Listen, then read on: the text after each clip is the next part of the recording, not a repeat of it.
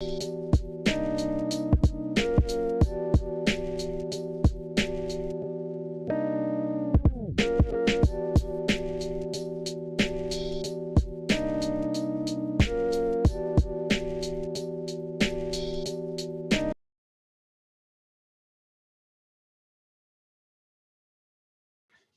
it going, everybody? This is Alex Caceres, and you're listening to Story of the Fight.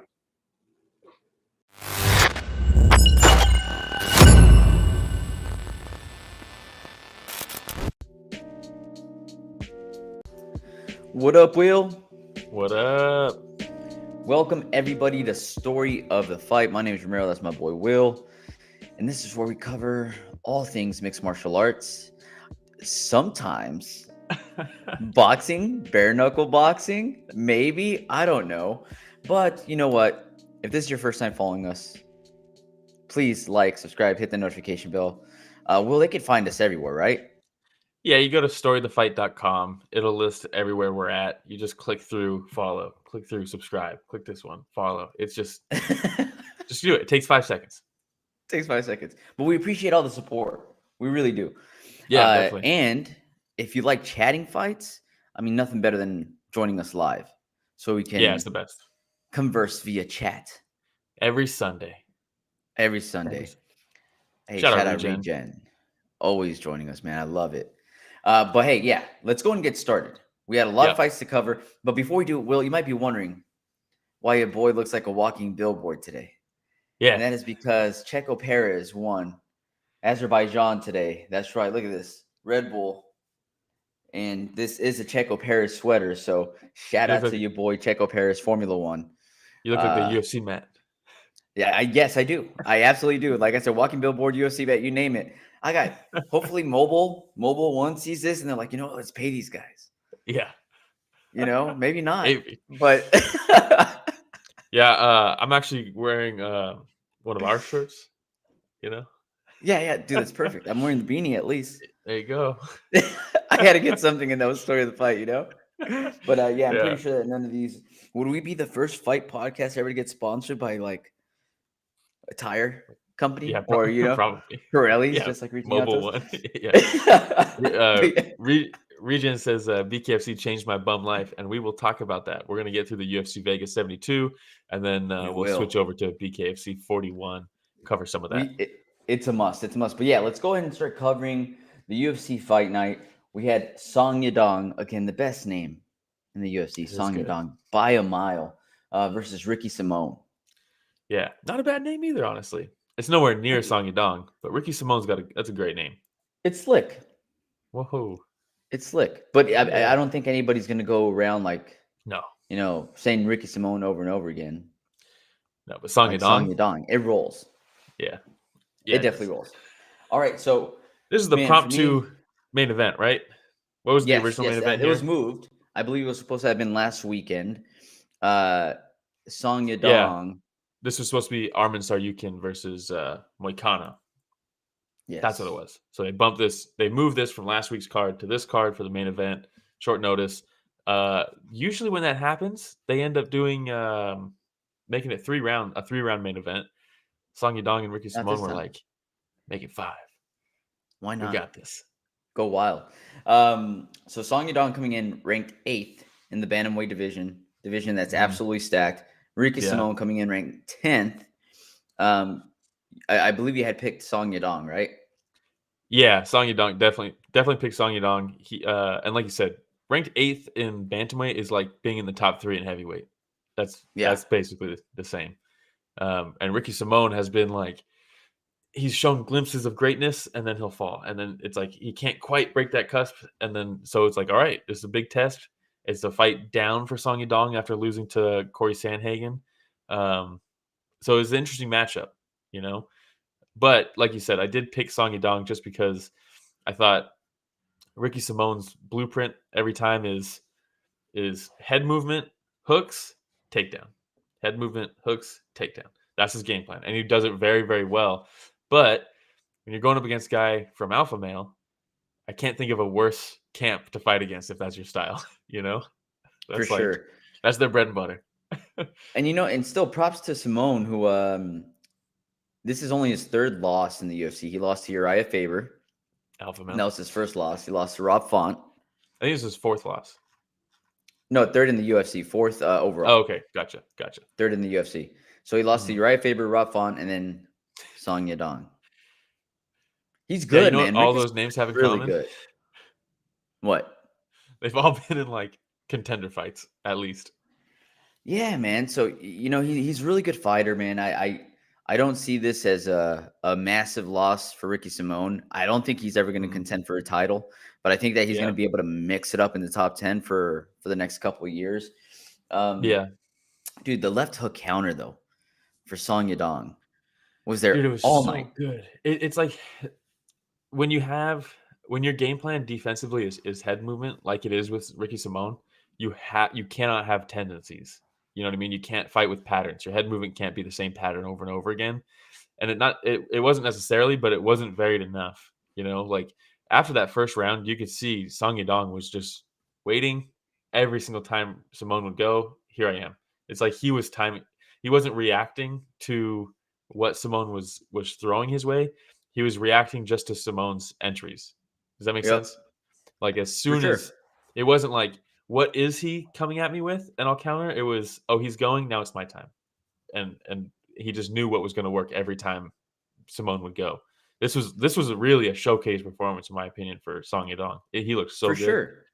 And his speed, man. And look, they're fighting in the bantamweight division. You could say that a lot of these guys have speed, which they do, but there's still levels. But there's still levels, absolutely. And seeing Ricky Simón's speed versus Song Yadong's speed, like you're saying on the entry, Song Yadong felt so comfortable just standing in the pocket and throwing that left hook counter because he knew whatever you're throwing at me, I'm gonna get to you first. And he did. And not just that, the left hook counter was there, but it was also there to the body. He was going up and down with it, which is great too. That's the other thing. Like, there's all these like simple rules in fighting. There's like, if this guy does this, do this. If he does this, do this. And it's one thing to know that and like be able to call it out, but it's another thing to actually be able to do it. And it's like, what do they say is like the best weapon against someone who has really slick head movement? You just hit him to the body because you can't move your body like that. And what did Song Yadong do? He starts ripping him with that left hook to the body. I mean, he just had an answer for everything. He looked so good.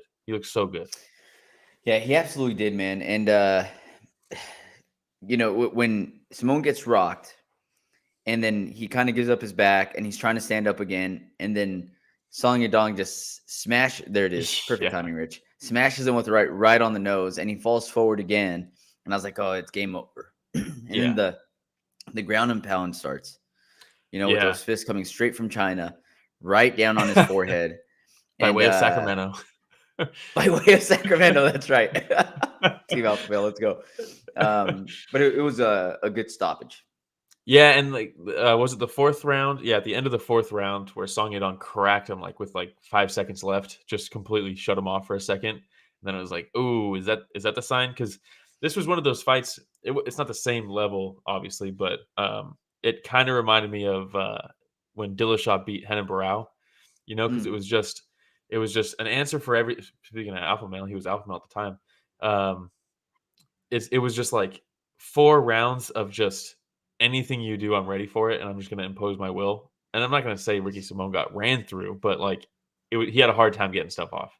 He was there the whole time, but he had a hard time getting stuff off. Song Yadong just 4 rounds. I would say it's safe to say from the second round on, though, it was a showcase for Song Yadong. He got the timing down, dude, and it was game over. And then to have one of those performances where it's so dominant, where everything you're doing is working and you're reading everything for 4 straight rounds, and then you get the finish in the 5th round, it's like it's kind of as good as it gets as far as a showcase goes, as proof. Because Conor goes out and knocks out Jose Aldo with 1 punch in 4 seconds, whatever it was, 14 seconds, whatever it was. 12 seconds. Yeah, 12 seconds. Very impressive. But to style on Aldo for 4 rounds and then finish him in the 5th, it's more impressive, Anybody can land that shot. I'm not trying to discredit Conor, but I'm saying the difference between the two. The difference between the two, though, is like it's so much more impressive. You know what I mean? To be able to impose your game plan perfectly for 4 rounds, and then it's like, oh, are we getting close to the decision? Cool, let me just finish this real quick. It's like, damn. Yeah, I see what you're saying. You're giving somebody over 20 minutes worth of showcase versus the 12 seconds, right? No, I get it. get it. Arguably, it's worse for your career long term because now there's more footage, right? But it's still very impressive. All right, props to Song Yadong. Who do you put him up against next? Yeah, I don't know, man, because he jumped pretty far. He flew pretty close to the sun there when he fought Corey Sandhagen. So maybe not. I don't think you go that high again. I think he has to climb a little bit again. Petr Yan at 4, Marlon at 5, Rob Font at 6, and Dom Cruz at 7. Give him Dom Cruz. No, Dom Cruz. No. Give him Dom Cruz. Dom Cruz needs to fight Cody Garbrandt if Cody gets his win in his next fight, and then he can sail off into the sunset after that. I'm looking for a retirement fight only for Dominic Cruz. Song Yadong, Dominic Cruz, Rob Font. No, it's tough, man. If you look at everybody who's above him, stacked, man. It's so good because you don't give him Dominic Cruz, in my opinion. Even though the whole alpha male Cruz rivalry is played out at this point, I don't think there's really any bad blood there anymore. Let me see. I want to see. Let me see it. Rob Font deserves to fight up. Chito Vera, maybe Chito Vera.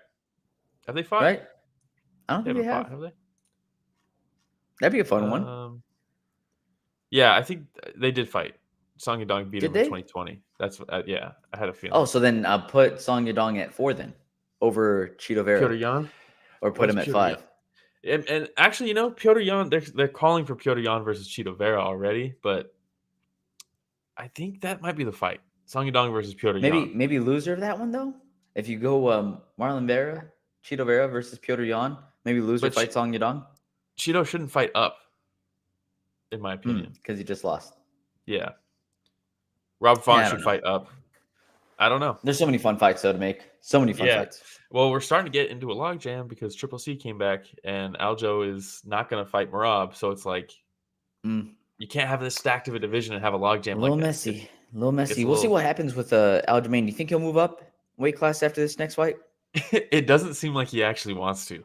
All right. Do you get that same vibe? Like Merab's like, once he beats Triple C, he's going to move up. And it cuts to Aljo and he's like, yeah, I don't know, man. Those are some killers. I'm supposed to fight Volkanovski. It doesn't seem like he's too eager, to be honest. Yeah, no, for sure. But I mean, that's funny because it's like because he should fight Triple C, and if he wins, then O'Malley deserves a title shot. The UFC is not going to want to do O'Malley versus Merab. Stylistically, it's terrible, and they don't want it. They don't want that. So it's like Aljo should really fight Triple C, and if he wins, fight Sean O'Malley, and then move up if that's the case. I don't really like someone like a champ moving up unless they've actually cleaned out the division, Seems like it's like I mean, I think because he's a massive bantamweight, dude. Massive bantamweight. Yeah, I wonder how much of it is just him just finally saying like, dude, I'm getting tired of making this cut.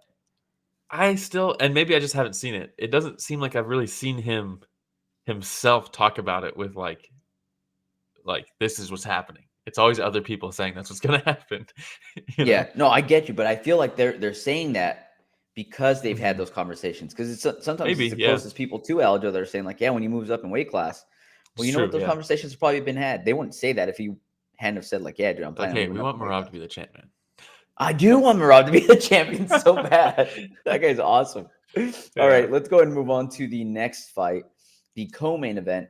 As you can tell, this card was stacked, Will. Because in the co-main event, we had Borralho versus Oleksiejczuk. Man, what the bantamweight of cards, Yeah. So stacked. Absolutely.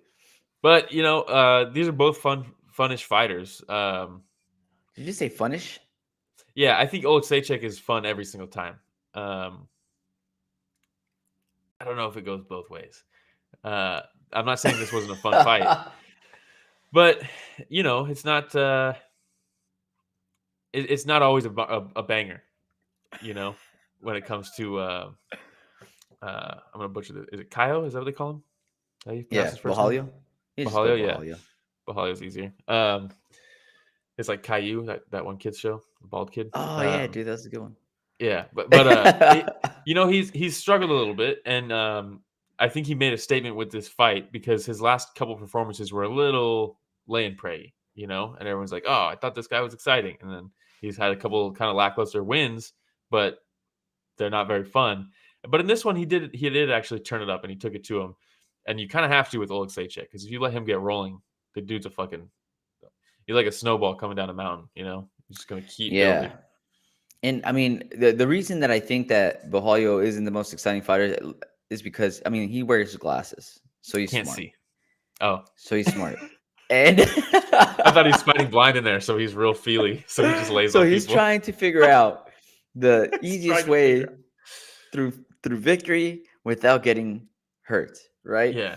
Now, I did like the fact that he made a couple of reads. Whenever he would move forward, Oleksiejczuk would put the high guard up and duck down. And so he started throwing that flying knee a couple times, which I thought was a really good read from Borralho. But then Oleksiejczuk gave it a read and was like, next time you jump, I'm cracking you with an overhand on the fence. Yes. That was cool, which was awesome. But then, man, just after they got to the ground, Borralho with the wrist control. Yeah. Oleksiejczuk just didn't look like, not that he didn't want to fight anymore, but that he just didn't know the proper steps to move forward after that. You know what I mean? He didn't have the glasses to figure it out. No, he didn't. And Borralho does. Yeah. And so he was able to figure it out and just won by a rear naked choke, right? So. Yeah, I mean, he really just broke him down on the ground. After that first round, it was like, oh, there it is. There's the path. And then he went right back to it basically in the second round. And just worked until he got it. No, but this is what I want to see. I don't want to see him outposition people for a duration of a fight. Yeah, because, I mean, he can. He's very talented on the ground. So, yeah, let's do it. All right. Well, that's all I got on Borralho versus Oleksiejczuk. Yeah, can we just give strikers to Oleksiejczuk? The guy's such a fun fighter, and I don't really want to see him get taken down. What are we doing? Yeah. Terrible booking. All right. We had Brundage versus Vieira. This was a banger. I didn't expect this to be a banger. Brundage came out throwing some bombs in the beginning. Dude. And he landed one and he's like, oh, I'm going to finish this. Yeah. And he just unloads that first round. Dude, so Rodolfo is obviously, for anybody who doesn't know, maybe the best jiu-jitsu practitioner in the UFC right now. Yeah, he got subbed by Fluffy, but then we found out Fluffy's actually very good on the ground too. Rodolfo is insane on the ground, world renowned. And he comes out and he's got kind of almost like a karate stance, where he's hopping back and forth. His hands are good. And I'm like, man, his stand-ups, his stance at least is looking pretty good nowadays.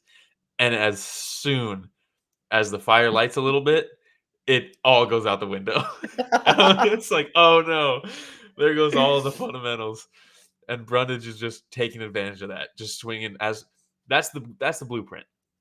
If you're fighting Rodolfo, just throw as hard as you can at his guard, as often as you can, and it will get through eventually. Because as soon as they get into actual striking range and it looks like, hey, we're about to start trading, it's all gone. Everything's gone. And he's in there to survive. He's in there to grab a hold and try to work a trip, which is what happened. Mm-hmm. But it was hilarious to see the switch where I was like, I literally had a moment where I was like, man, his stand-up, he looks pretty comfortable on the feet nowadays. And then as soon as they entered, I was like, oh, never mind. It's fucking, he's not comfortable. And I think you could see it more because Brundage was able to close the distance really easily by just throwing a lot of feints. And off of Vieira's reactions, scooting back and hands up, and he was like, oh, okay, I can just blitz in. Yeah. Because he's not going to try to counter. He's just going to try to, yeah. So that made it super easy for Brundage. I just don't understand why he dropped into that guillotine. I think so. Yeah, there's always a lot of criticism when someone jumps a guillotine, right? Because it almost never works. And especially against Rodolfo Vieira. Exactly, you're probably not going to get it against someone that good at jiu-jitsu. But that being said, he might have thought, look, he might have felt like I'm going down. He's got the takedown. Brundage, he's a good wrestler. He knows if he's about to get taken down. He might have been like, I'm going down anyways. I might as well try the guillotine, because it's either I try the guillotine and it doesn't work, or I get taken down. I'm on my back regardless. He might have just felt, oh, he's about to get this trip. And then he jumped it. I don't think he was like, I think I could finish this, and then jumped it. Because I just can't see that. That would blow my mind if that's what he was thinking. You know what I mean? It might have been, but I can't believe that. And so I think he right up against the fence too. Yeah. Is that his mouth guard? What is that? Yeah, it's his mouth guard. What a cool mouth guard. It looks like he's smiling. Shout out Luke Rockhold with the mouth guard. Oh, jeez. But yeah, the finish was incredible, right? Because Vieira attacks the arm triangle. Brundage does a great job, gives up his back to get out of it, rolls right back over. But they were kind of clowning him a little bit. But if you look here, he rolled back over it, not in the worst position, because the side that Rodolfo needs to jump off is on the fence. Mm-hmm. So it's really not the worst move to roll back onto your back in this position, because there's no space for Rodolfo to jump off and finish the choke, apply the pressure, because the fence is in his way. But when you're fighting Rodolfo Vieira, you can't just apply the conventional wisdom of jiu-jitsu, because if you look, can you go pull that picture real quick up again, Rich? If you look at the leg of Rodolfo, he didn't need to jump over. And they ended up, he didn't tap here. I think this is actually, it was before the tap, and he actually did. I think this is when he ended up rolling over to the right. To his back. Gave up his back. Yeah. And then on the finish, though, Rodolfo had the leg up in the mount position almost. He basically was mounted still. He barely needed any space off to the side to finish this choke. That's impressive. And that's why you don't jump a guillotine on him. Hey, shout out, by the way, Blunder Bub. He says, hey, what's up? First time in chat. Good morning. Good morning, man. Thanks for joining us. Hey, whoa. All right, Rich. On the draw back there. He's ready to go. Wow. That was actually impressive. Yeah. But yes. So Rodolfo Vieira, lesson learned for anybody that didn't already know, try not to get him in the guillotine. Don't jump a guillotine. The only thing that makes sense to me is that he felt the takedown was coming. And he was like, I might as well at least try the choke. Otherwise, I'm going to end up on my back regardless. I might as well try it. But it didn't work. It rarely works. Didn't work. All right. Yeah. We also had... Blunderbub goes, whoa, damn, easy, guys. Too early for the airport. Agreed. Especially with the headset on. I wasn't really expecting that. It came out of nowhere. But, hey, we had Fernando Padilla versus Julian Juicy J Erosa. That's your boy right there, man. Pour one out. Pour one out for your boy, dude. Fernando Padilla, man, super impressive. Very impressive.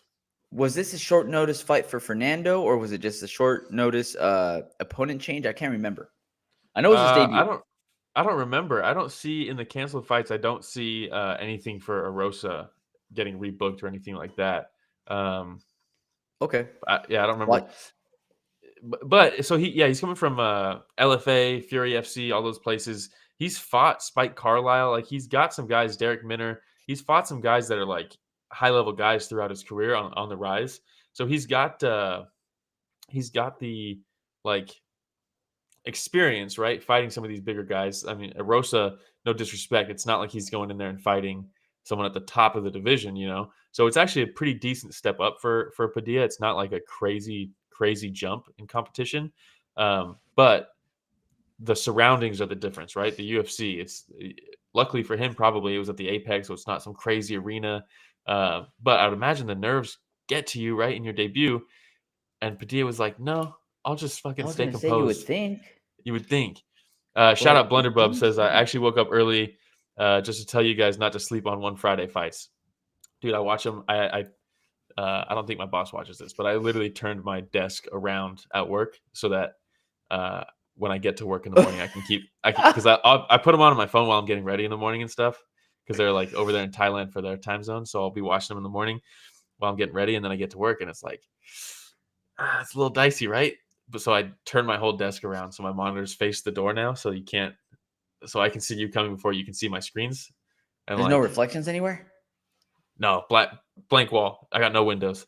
And that's so now I can watch them like when I get there. Because usually when I get to work, it's like the co-main event is starting right when I get to work.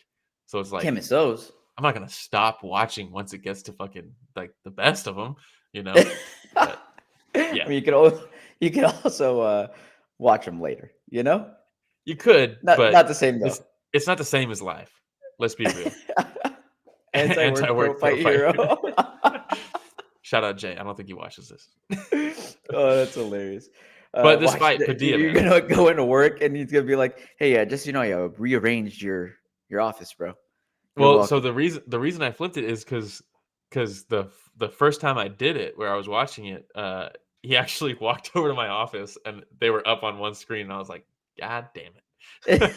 So you know what? I'm turning him around today. This is not happening again. I like how the reaction was never, I gotta stop watching these at work. You're like, I gotta turn my desk around so he doesn't see me watching these at work. Exactly. That's hilarious. Yeah. Oh man. Yeah. All right. Contract, that fight was crazy. Definitely go back and watch that. Sexton also fought on the card again because that guy fights every goddamn week, and it's amazing. It's amazing. It was a great. It was a good fight. But yeah, Padilla versus Erosa. Yes. So Padilla, 76-inch reach. Erosa with about 74.5-inch reach. I just researched, but it didn't seem that way. It seemed like Padilla had an 80-inch reach. Yeah. Because, dude, his step in with his right, with his straight, dude, the amount he's able to extend. And look, he has that long torso too. He uses everything. He uses everything in his feet, dude. If you could watch his feet during it, it's like he's covering the different distance with his feet while he's throwing those shots. He's not overextending. I mean, look at it. Look at his right hand. Look at his right hand here. You know, I mean, it was a perfect performance. Erosa looked like he wanted to turn it into a dogfight early because I think that's probably what you're going to have to do to Padilla. Turn it into a dogfight. Don't let him use those straight punches like that. But man, he cracked him that one time, and Erosa is hopping back like, okay, where's the fence? As he's hopping back, he's eating like 3 more shots. They get to the fence. He gets dropped, pops right back up, tries to throw one, and then that little overhand right, almost like Izzy style, right? Stylebender style, where it's not like long overhand. It's almost like punching down on him. It's like the opposite of an uppercut. Drops him again. It looks like Erosa's going to like fall back into the fence, pops right back up. And your boy, the best ref in the game, stops the fight. And Erosa's like already circling out like, no. Terrible stoppage. I know some people are like, it looked like it was inevitable. No, I'm tired of that. I'm tired of that excuse. Who was the ref? Was it Herb? I think it was Tyone. Oh yeah, it was. You know why? Because I remember thinking because he stopped it way too early. Well, that's one, and two, the new handlebar mustache that he's rocking. I remember thinking about that during this fight, and I was like, "That's very different." That's the look, and that's the look. That's the look right there. So yes, it was definitely like a villain. Chris I'm gonna stop these fights too early. You should do that instead. Just the curled up mustache. The curl one, yeah. And that'd be fantastic. Dr. Robotnik style, dude. Yeah, but you can't really blame Padilla, right? So I mean, he looked incredible. I cannot wait to watch his next fight. If I'm being honest. Yeah, Erosa, we know is a dog, and to take that away. Look, I don't know if he was gonna survive that, but you don't know. And if anybody can, it's Erosa. The dude's a dog. Like, who knows if he would have gotten right back up and clinched? He was circling away, so he would have at least had some distance. Padilla comes in. Maybe Padilla gets caught coming. You just never know. And it was a bad stoppage, man. I understand why he stopped it. Tyone was way off in the crowd, basically, when he got dropped the second time, so he's running over there to stop it. And he had already committed. He's got too much momentum. I don't think he can stop himself. And but Erosa comes right back up, and it was bad. It was a bad stoppage. Yeah, it is. And I love when there's a bad stoppage and Dominic Cruz is in the booth because he was not holding back on that one. It was great. The frustration level. You guys, he's like, you guys know me. Yeah, he's like, you guys know me. Like, oh, that's a bad stoppage. You got to let him. All that stuff. But Padilla, very promising. I'm excited to see his next fight. Agreed. All right. Marcus McGhee versus Journey Newson. Yeah. So we're going to skip a bunch of them because this card was terrible. I did watch the Waldo Acosta fight because I saw that he lost, and I'm not a fan of his. So I wanted to watch that. And the guy just does not. He still doesn't check leg kicks. It's crazy. But we'll skip a bunch of those. We'll go right into Marcus McGhee versus Journey Newsom. Mm-hmm. McGhee, I am very impressed with. This is another guy like Padilla maybe even more so if I'm being honest. I want to watch this guy fight next week. This guy is very fun. How He looks old so is he? 'Cause he impressive. looks super old. 32. Okay, he's 32. Yeah, extremely explosive. Every move had power in it, right? Very He has good measured, footwork. too. So, like one of the most frustrating things for me is like when you're fighting an explosive fighter or a long fighter, like a Julian Erosa, as you're stepping back, dude, you got to move laterally, Yeah. right? Can't go straight And back. Erosa kept on stepping back, and he got clocked at the end of those extensions. McGhee, he takes a huge step back and a short step, to the side, and just evaded He's Newsom out. like at the last second, and he found himself in a position to counter Newsom when Newsom would be like at the end of the extension. He looks like a very crafty fighter, man. Like I was Very just looking into him a cerebral. little bit more, and I think he's no glasses, but he is. He doesn't wear glasses. He's got contacts. But from maybe from watching him, and I was like, dude, this is his 8th fight. But the way he was fighting, I was like, he's got to have more fights, man. Like, because he looked like a crafty veteran in there. Yeah, and did you see the post fight interview for this one? Mm-mm. He was talking about how he's like, dude, like I'm in there, like I don't say no to people. Like if people want rounds, I say yes. Like I'm there every day. He was like, I used to. Blunderbub says Newsom could not get inside or hold on the whole time. Basically, that was it, right? Because the beginning of the fight, they're basically fighting in kicking range. They're very far apart. Journey is really like he's in a bladed stance the whole time, trying to throw that when he was southpaw, he's trying to throw his right leg as like a hook kick or a side kick up top, or he's trying to spin. Very bladed. And McGhee is just ready there for body kicks, high kicks, the left roundhouse kick. When he was southpaw, man, he looked so good. And he's switching stances when he throws the knee. He'll throw a punch to shift to switch stance. Like you said, very crafty, very cerebral, mirroring Journey a lot with his movement. He wasn't following him. He just looked so composed in there for taking a fight on a few days' notice. Like it blew my mind how good he looked in this fight. And Journey is not like, yeah, he's had ups and downs and stuff, but he's very much UFC caliber. It's not like he came in and fought some bum, like he's very impressive. But like what I was saying was, he was like, this is my first year being a full-time fighter. Before this, I've been working 60 hours a week and training, and I'm not doing that anymore. Now I'm just training, and I've taken that work ethic that I had, that 60-hour week work ethic, and just applied that to training. That's all I do, 2 times a day, every day. And that's why, man, this guy is, I'm impressed. He looks really good. They were saying he was a professional skateboarder too in his early 20s. Yeah, watch the leg kicks. This dude's knees got to be jacked up. I'm a fan, man. And maybe that's part of it, right? Because like the whole skating, that was all me growing up and stuff. But like, I'm a very big fan of this guy. He just looks so composed, and just his movement in there, his ringsmanship just looked phenomenal for someone who's only had this many, like 8 fights. That's crazy. Yeah, how is he not following him around? 8 fights. That's awesome. Yeah. All right. Well, props Very to cerebral. Marcus McGhee. Yeah. And I think that was the last fight. Is it we're going McGhee to cover, or is it right? McGhee? I thought it was just McGhee. McGhee, maybe? McGhee? I don't know. Yeah, Marcus. McGhee. Shout out Marcus. McGhee. And then when he got the choke, I mean, they only said his name 50 times last night, and I don't remember how they were saying it. So that's on me. That's on me, dude. But man, that piston, that straight punch that he threw, and he just barely stepped the outside of the foot. They were in the open stance, and he threw that right down the middle, just popped him, just killed him real quick, hit him with the piston, and then jumped on him, got the choke. I mean, just very good. Very good. Didn't go crazy looking for the finish, just I'm impressed by how composed he was, is the biggest thing. Kickflip to spinning back kick is what Blunderbub said. I like that. I like that a lot. Oh, man. That's fantastic. All right. That was the last fight we're going to cover with the UFC event. We will cover a moment of silence. So all the fights that were lost, Will.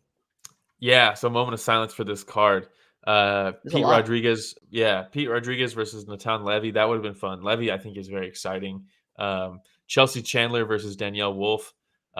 Terrible fight. Danielle Wolf withdrew. So I think Chelsea Chandler is now fighting, what's her name? Norma Dumont, the only other 145 pounder. So they're going to fight now. Chelsea Chandler's fun though. I think that's a fun fight. Chelsea Handler. Yeah, Kelleher versus Journey Newson. That was the fight that fell through that allowed McGhee to get in there. Marcus. Yes. Kelleher said the UFC were not happy with his reasoning for pulling out of the fight and hinting that that might be his last fight in the UFC. So Okay. I don't know. Josh Quinlan versus Lusa. Lusa withdrew. Does anybody care? Ducati versus Poliana Viana. I'm sure you were bummed about that one. I know you're a big Poliana fan. Viana. I love that girl. She's Res- so awesome to watch fight. Yeah, rescheduled. You'll get your time. The big one though was the Saryukin versus Moicano. That's the big one. But And not the Moicano's Moicano on out. a resurgence, man. Yeah, Moicano's out. Probably a good move for his career, to be honest. Blunderbub goes not going to cover the heavyweight undercard marathon fitness test. I just can't. As we do more episodes, it's getting harder and harder to cover those types of fights. Yeah. It really is. Because, I mean, you've seen one, you've seen them all, and it's like, Blunderbub, I don't think was here. I don't know when you started watching. You're new in the chat, but I'm trying to turn a new leaf and not talk shit about the UFC. And it's really difficult when there's fights that they put on that are heavyweight undercard marathon fitness fights. Yeah. So I'm trying to do better. Trying to be less of a hater. Trying to turn the page. Blunderbub says, "Good luck, bro." Good luck, bro. All right, it's tough. But we're also going to cover bonuses. There were some monies that was handed out last night. Yeah, Borralho got a bonus for finishing Oleksiejczuk. Rodolfo got a bonus for getting knocked out in the first round and then coming back and getting his submission. McGhee got a bonus. Let's go. That's the boy. An extra $50K. He deserves that. And then Song Yadong gets one for his, banger. And guess what? Back to turning a new leaf aside, back-to-back cards without a fight of the night. Good job, UFC. Hey, dude, you were doing so good. Yeah, but man, you gotta call that out. Back-to-back cards without a fight of the night. Nothing is worthy of fight of the night. That's tough, man. What is that? 30 fights? Rough. Not one of them is worth it. Rough, dude. Rough. All right, now we're gonna transition a bit. Step hater program. We're gonna transition to Bare Knuckle FC. Yes, we're covering Bare Knuckle FC. BKFC 41. We had a major main event. There it is. We had Platinum Mike Perry versus Luke Rockhold. We had Chad Mendes versus Eddie Alvarez. Ben Rothwell was also in there. We also had Beck Rawling in there. There was a lot of popular names, right? XUFC, I love how this says all these fighters also featuring David Feldman, president of BKFC. The one we're all here for. It's awesome. We need, you know what we need to do? Because we have this studio layout with the gray, the story of the fight, all this stuff is for the UFC, right? It's got the octagon for the logo. We have the gold one for ONE FC when we cover that. We need to just have like some trashy, like barbed wire. We need to make a real trashy one for BKFC when we cover it. Dude, it was a good event though. Nobody jumped into the ring this time. Like no randoms, no fights broke out that were unnecessary fights in the ring. Yeah, it's starting to become a more professional environment. It's a little bit, Hay bales. Blood Bro says hay bales. Yeah, we gotta get some hay bales on the graphics. Man. All right. But we had the background could just be a farm. Or like a liquor store. A liquor store? Yeah. Oh, that's hilarious. All right. Mike Perry, not Luke Perry. Luke Perry. Mike Perry. Did he pass away? He did, yeah. Oh, that's right. Rest in peace, Luke Perry. Mike Perry killed it in Once Upon a Time in Hollywood. What'd you think about Luke Perry in Once Upon a Time in Hollywood? No, Mike Perry versus Luke Rockhold. Yeah, man. So I went to lunch with my brother. He's remodeling and stuff, so he's got no drywall up. So I was helping him run speaker wire for a 7-channel. So he'll be sick. So then we got lunch and everything, or early dinner, and also shout out the parish in Santa Cruz. Walk in, they got ONE FC on one of the TVs. I was like, what is happening? For real? Yeah. Shout out Rug. And actually, it was Eddie Alvarez versus Oak Rayon. So whatever. I was telling him, I was like, dude, Mike Perry's a dog. He's built for bare knuckle boxing. Luke Rockhold is a model, and he is not built for bare knuckle boxing. He is not a dog. And look, if I were in Luke's position when he gave up in this fight, I would have given up way before that. But it's exactly it was basically that. You think if Mike Perry breaks all his teeth in a bare knuckle fight, you think he's gonna quit? He's gonna spit him out, dude. He's gonna spit him and into kick your him face out of and start the hitting squared you. circle. Yeah, it's just there's a difference, man. Luke Rockhold is very clean. He's very like the way he strikes. He had a perfect skill set for MMA striking. You know, while you're out, he'll throw that lead question mark kick. You get a little bit closer, here's the left body kick. If you get a little bit closer, bam, left straight, right down the pipe. If you get a little bit closer, check right hook, I'm gone. So he's got a strike for every single position as you enter. People ended up realizing that, and hey, Luke, you got to change that. But you know what doesn't help him? He's got 4 weapons. If you take away 2 of them, he's got 2 weapons. And he landed both of them. He landed that check. Look, he's trying to throw the check right hook right there. He landed the left straight, and he hurt Mike Perry early in that first round. Mike Perry said, I don't give a fuck. Spit some teeth out. And then he comes back, and he hurts Luke Rockhold. And the difference in demeanor from when Mike Perry got hurt in the first round to when Luke got caught in the first round was very telling. Very telling. Yeah. You know what's so funny? Going into this, like I finished watching, the UFC fights that we're going to cover. And then my wife's like, what are you putting on now? And I told her bare knuckle fighting. She's like, who's fighting? I told her Mike Perry, and she's like, Platinum Mike Perry? Hey. And I'm like, yeah. And she's like, who's he fighting? And I said, Luke Rockhold. And she said, wait, the like model? Luke Rockhold? Yeah. And I was like, yeah. And she goes, but is this exactly what she said? And she doesn't watch very much fighting anymore. She says, I ruined UFC for him fighting because that's all I watch. Yeah. But she's like, she was like, but isn't this like perfect for Mike Perry? And I was like, yes, it is. This is the perfect sport for Mike Perry. He is the poster child. He is the face of the franchise.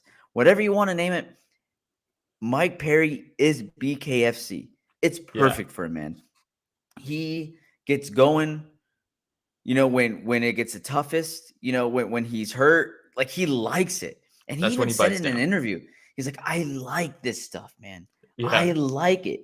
You're in trouble, Luke, because this is what I enjoy. I like getting in fights. Yeah. And he shows it, dude. And so with Luke Rockhold, you're absolutely right. He catches Perry with the big left. He gets Perry a little wobbled. He tries to go in for the finish. And then he tries to blitz in again. And you have Perry that throws a really stiff jab and wobbles Rockhold off a stiff jab. And after that, man, it was not the same. No. And Blunderbub says the girlfriend watches some bare knuckle, but I really haven't given it any time. Am I missing out? Not really. Depending on the event. Depending on the event. It really depends. It really depends. They've had some actually legitimate great fights. Johnny Bedford versus Dat Win was incredible. That was a fantastic fight. Every once in a while, it lines up for them. Most of the time, it doesn't. Paige Van Zandt versus Rachel Ostovich, fantastic. I wouldn't go that far. No, but look, I will say this. Look, there's something for everyone. You know what I mean? And this sport could be a little brutal. It seems more violent than others because of the no gloves, the cuts and stuff like this. If you like kind of just events that are pure entertainment, man, like Will, which one was it? We were watching and that random fan hops in the ring and starts trying to throw blows. And this is what you can expect at a bare knuckle fight. It didn't happen in this event, but man, once the fight's over, if it's a female fight, you got girls running in the cage throwing drinks on people. Sometimes you got a rapper jumping in there and throwing blows at somebody. Like it's chaos. And that's why you just don't know what's gonna happen. Feldman is like the Dana White of the organization, right? And he'll be in there and at the end of the fight, and he's like looking around. He looks like he's just going through the motions in there. It's hilarious. It is 100% just the trashiest thing in the world. But every once in a while, the stars align and they have a legitimate great fight. And you're like, what is happening? Blunderbuff says she watches it because of the blood. Hey, can you have your girlfriend join us in the chat, please? That'd be fantastic because we would love to talk bare knuckle fighting with her as well. But you're absolutely right, man. Sometimes you just find those people that are still technical, that have been in the fight game for a long time, that aren't just brawlers, that it looks like they're legitimately boxing in there. They just don't happen to have any gloves on. Yeah. You know? Yeah. And then there's some that are just completely terrible. But that's okay too. They can't all win. But this fight specifically, Mike Perry versus Luke Rockhold, it ended pretty early because there was one shot that Mike Perry landed, and immediately you see Rook's whole demeanor change, and it looked like, why did I sign up for this? I think it was the picture right before this. Rich, can you go back to the picture right before this? They were up on the ropes. I think it was, yeah. It could have been. Mike lands a big shot. Luke stands straight up like he's not in a fight anymore. They clinch, and Luke just looks like, damn it, this should just happen. I shouldn't have done this. And he looks at the ref and he's like, my teeth. It's like, hey, man, you're fighting bare knuckle boxing. And then Mergliotta's like, what? And he pulls his mouthpiece out and he like points at it again. He's like, dude, my teeth. And my teeth are broken. And I am a model. The look of frustration on Mergliotta's face. I know. When he waved it off. I was like, Mergliotta, look, dude, I get it. All right. Our dude essentially tapped, gave up strikes, whatever. But for you to be like, roll your eyes, give that smirk, wave the hands off, you're like, Mergliotta in his head thinking, this little bitch. Yeah. And he just waved it off and turned around. But dude, Mike Perry, extremely entertaining. I don't want to see him in any other organization other than BKFC. And yes, warning. There's the thanks for the warning, Rich, as you put up the picture. Like you put up the picture right away. You're like, hey, warning. Graphic content. But can you zoom in at all? I don't know if you can zoom in, but there's two of his front teeth that you could see have been rearranged completely. Yep. Yeah, not good. No, not good. This, if there was a screenshot of this, it's perfect. This guy with his teeth fucked up, and this comment of BK, the trash pile is so large, the pressure sometimes creates diamonds. Got it. Yes. Basically, every once in a while you get a diamond in there. Yes. Most of the time absolutely. It's trash. Man, in my eyes, though. Oh, also before we move on, Conor McGregor being there, being called into the octagon. The one thing I will give Feldman props on. I don't know if you noticed, there's a few times that he looked over to the security guard and asked him to get McGregor out of there. Oh, really? Yes, there's He's two like, times. I know Mike Perry. And I know him personally. Well, I think that, and I think part of it's also like, hey, like he's not a part of the organization. True. Yeah. You know, we're giving the UFC free promotion right now. Whatever, right? But also that's going to bring extra eyes to the BKFC. This was big for them. There was a lot of buzz on this card after this because of Conor getting in the ring, doing the face-off with Mike Perry, holding the fucking BKFC belt. Like, what is happening? Yeah, it's so funny, though. So you see, like, Conor's talking, you know, and then you see Feldman look over at the security guard and, like, reaches over for Conor and tells the security guard, like, hey, come get him. And then Conor's like, BKFC's doing it right. This is a great organization. And Feldman's like, hold on just a second. Give the man a chance to speak. Yeah. And then Conor goes off, and then Feldman's like clapping, you know, and then he's like, all right, get him out of here. Like, he got him out of here. It's so funny, dude. I love it. I absolutely love it. That was great. That was great having Conor there. He shows up, he gets in the ring.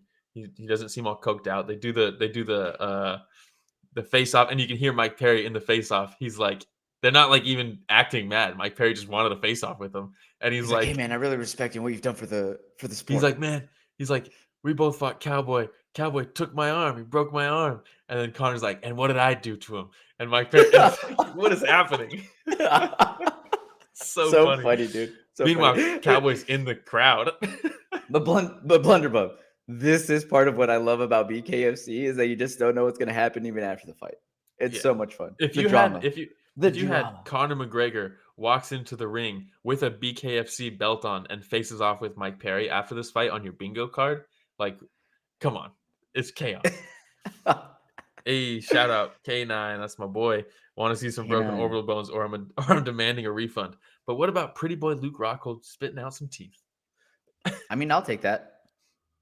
I'll take that. Hey, look, Will, I'm going to go on a limb right now and say that I was more entertained last night by the co-main event and the main event of BKFC than I was by anything other than the main event of the UFC. The main event I thought was so good. Song Yadong, showcase, masterful performance.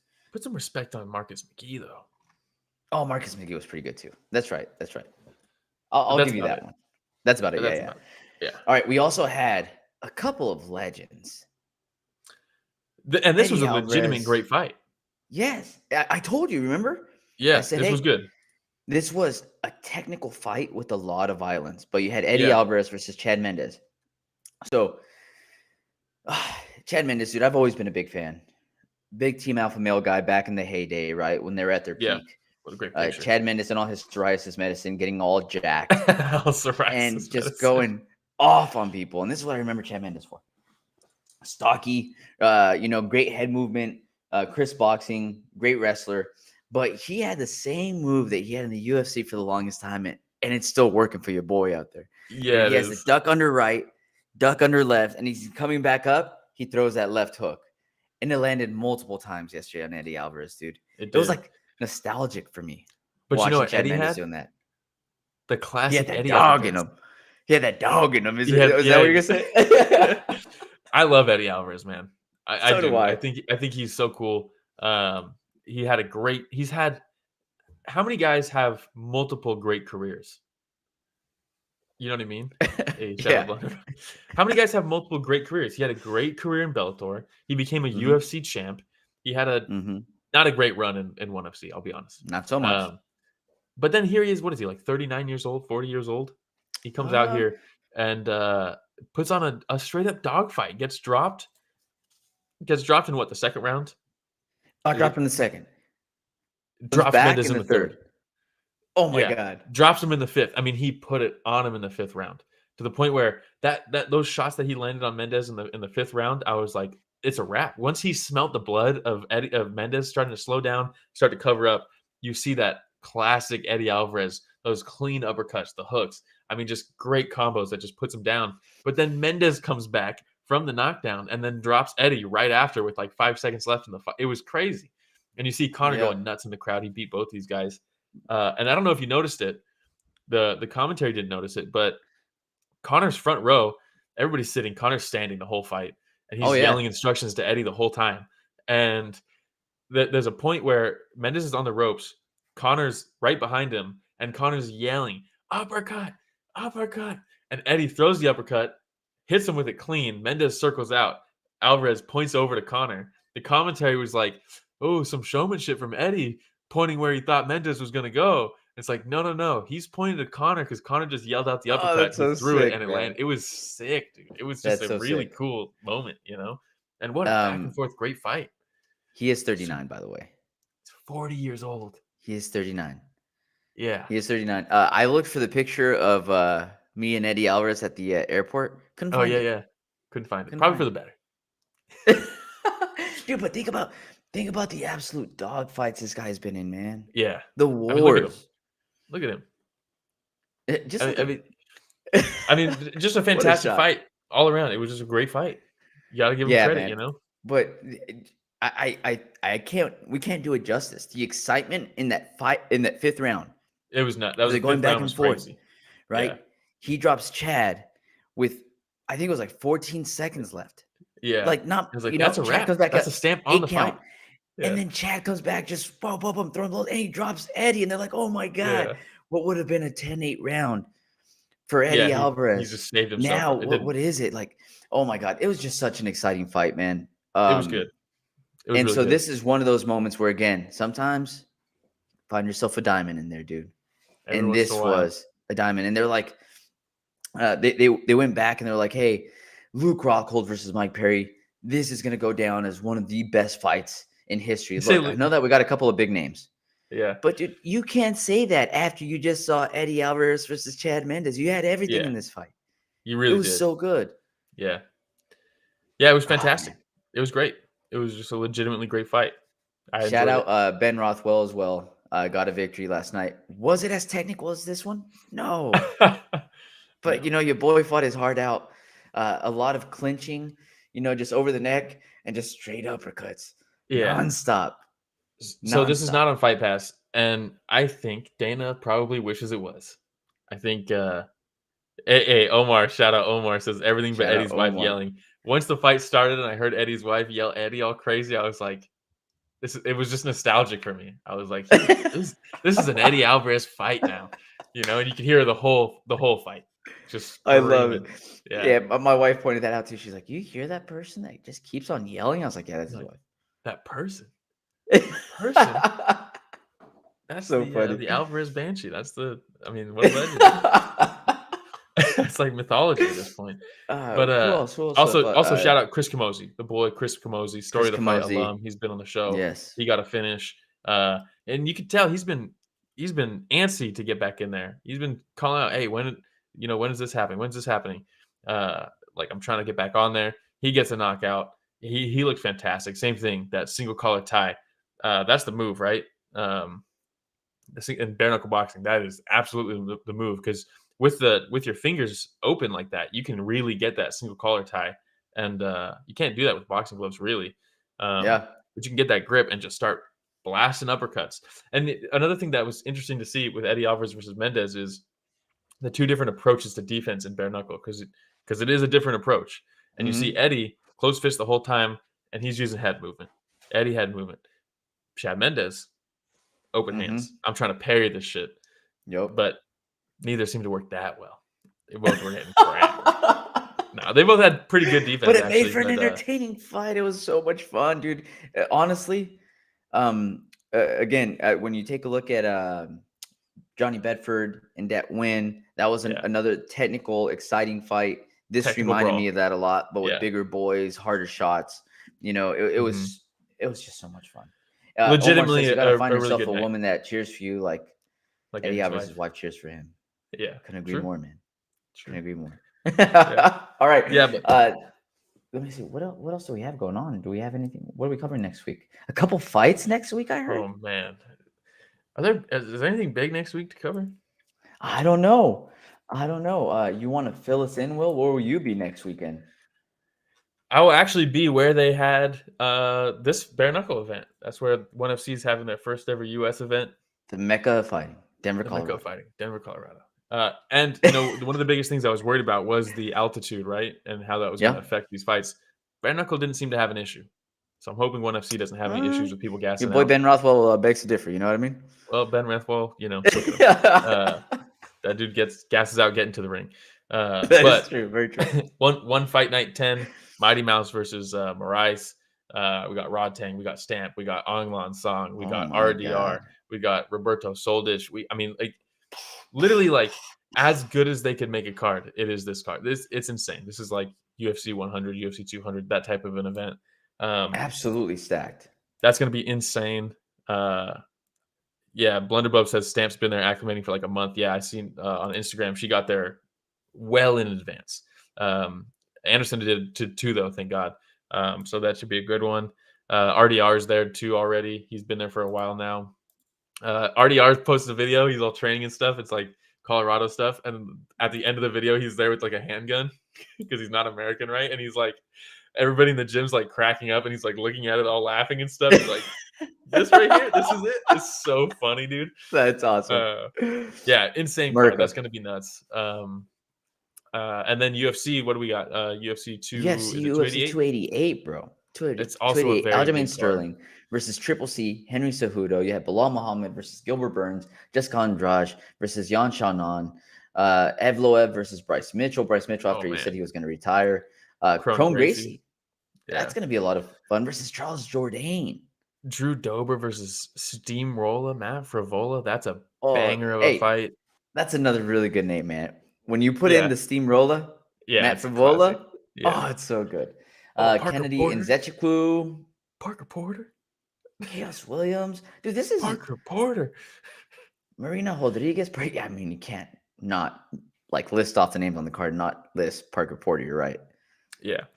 I mean, it's a great card. I won't be Ugly on man, Joe next Holmes. week's episode. We're figuring that out, but what we're probably going to end up doing is doing the first half of the episode in covering the UFC card, And then the second half of the episode covering the one championship card. But man, it is a weekend of fights next weekend. Hey, Cinco de by the Mayo, way, it's going. After Cejudo, we also have Canelo. Is he fighting? I didn't even see That same Saturday. He always You fights got on Cinco de Canelo Mayo. fighting. You got it, dude. Who's he Mexican fighting? tradition, Some bro. again? I believe so. Let me double check real quick. Canelo way. Now, will John Ryder beat me up if you ever saw me in the street? Absolutely. But fighting somebody at the level of Canelo Alvarez, safe to say a bum compared to Canelo Alvarez. On Cinco de Mayo. But a lot of people also said that about Dimitri Bivol. Yeah. And he ended up being Canelo, so you just never know. But what weight class is this at? Let's be real. Pound for pound. Yeah, Canelo this is a super middleweight. Yeah. The Bivol fight was way too big for Canelo to try. But props to him for trying nonetheless. All right, hey, that's all I got then, man. Do you have anything else? No. Shout out Omar. Shout out Ken. Shout out Blunderbub. Shout out Regen. It makes the show way better when we have people in the live chat. Absolutely. And please, if this is your first time watching, please like, subscribe, hit the notification bell. It goes a long way. You can find us storyoftheffight.com. All kinds of different links on there for our OnlyFans. No, I'm just kidding. Beck Rawlings, shout out. Lost last night, but it's okay. But all of our different sites, you can find us on there. Social medias as well. And that's all I got. Should we end on that note? Yeah, I think so. All right. Shout out to Richard Bustos as well for producing this podcast and doing a great job as always. Thanks, everybody, for listening another week. A Story of the Fight.